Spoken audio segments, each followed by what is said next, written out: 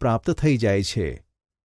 ખેડૂત પોતાના પાકના ઉત્પાદનનો સંગ્રહ કોથળાઓ, ધાતુ એટલે કે મેટલના મોટા પીપળાઓ તેમજ મોટા પાયા પર અનાજનો સંગ્રહ સાયલોમાં એટલે કે ધાતુના ઊંચા પાત્રોમાં કે ભૂગર્ભમાં અથવા કોઠારમાં કરવામાં આવે છે, જેથી તેનું ઉંદરો અને કીટકો જેવા જંતુઓથી રક્ષણ કરી શકાય છે.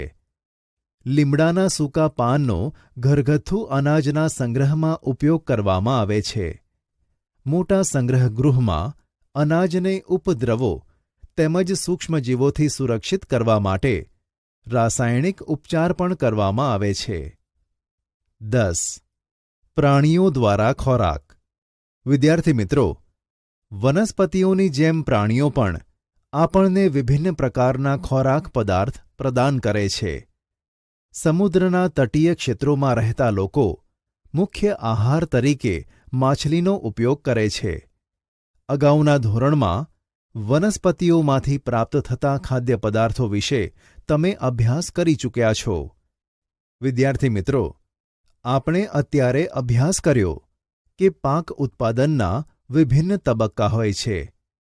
બીજની પસંદગી, રોપણી વગેરે. તેવી જ રીતે ઘરમાં અથવા ખેતરમાં રાખવામાં આવતા પાલતુ પ્રાણીઓને યોગ્ય ખોરાક, રહેઠાણ તેમજ તેની દેખરેખ પણ અતિ આવશ્યક હોય છે.